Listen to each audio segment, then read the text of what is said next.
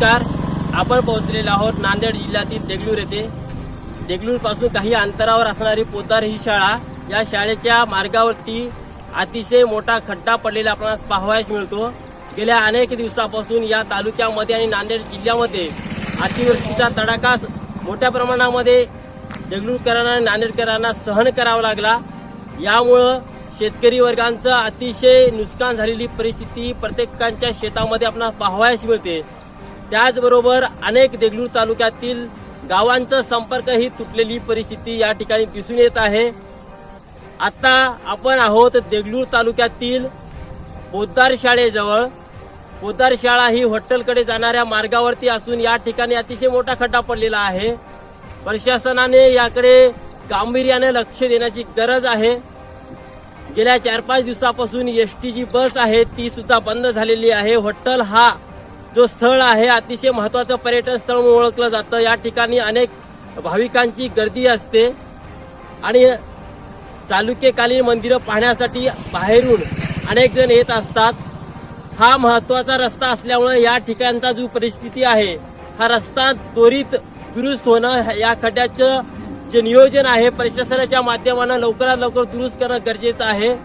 पाहूयात या प्रशासनाला लवकरात लवकर जाग येणार आहे का, या रस्त्याची दुरुस्ती लवकरात लवकर होणार आहे का प्रशासन झोपलेल्या निद्रावस्थेतच असणार आहे, याकडे जनतेचं लक्ष लागून आहे. कॅमेरामॅन रामदास तलवारेसह मी Milind Waghmare, mind light media. या ठिकाणी जो खड्डा पडलेला आहे आपण काय चालवता? साहेब, मी रिक्षा चालवतो. कमीत कमी 15-20 दिवसापासून हे खड्डा थोडा सुटायला लागलेले आहे. बस पण येत होती, बस आता 2-3 दिवस झालं येत नाही. गावाकडं चालण्यासाठी त्रास व्हायला लागला. या ठिकाणी एक ड्रायव्हर म्हणून वाहन चालवत असताना तुम्हाला मोठा चालवतो का? जाऊन तर साहेब अचानक तर रात्री पाऊस जर झाला असला तर आम्ही खरं तिकडल्या साईडनं अडकल्या असत्या. काय म्हणजे कोणाला जर हॉस्पिटलला जायचं झालं तर संध्याकाळी टाईमला त्रास झाला असतो सर.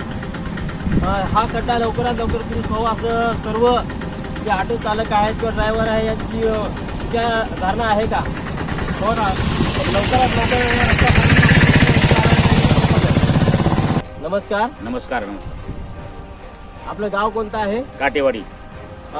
हा जो खड्डा पडलेला आहे याच मार्गे आपलं गाव आहे का? हा, याच मार्गावर गाव आहे आपलं. हा खड्डा कशामुळे पडलेला आहे? किती दिवस? अतिवृष्टी झाल्यामुळं एक खड्डा पडलेला आहे. ते खड्डा पडल्यानंतर आपल्याकडे येणारी जी बस आहे ती बंद झालेली आहे त्या खड्ड्यामुळं. या रस्त्यावरून कोणकोणते बस जातात? जे येरगी आणि आपलं काय गुळा. या ठिकाणी भाविकांची हॉटेल एक सुप्रसिद्ध स्थळ आहे, ते गर्दी असते का? हा, गर्दी असते ना. आता या खड्ड्या पडल्यामुळं येणाऱ्या गाड्यांची म्हणजे संख्या कमी झालेली आहे. या खड्ड्यामुळं गाड्या काही बंद झालेल्या आहेत आणि गर्दा थोडी कमी झालेली आहे. आता हे खड्डा लवकरात लवकर हो असं वाटतं का? वाटते ना. काय सांगता प्रशासनाला? प्रशासनाला काय खड्डा लवकरात लवकर ताबडतोब करावं तुम्ही लक्ष देऊन, हे मी सांगणार आहे. सगळेजण सांगणार आहे. इकडे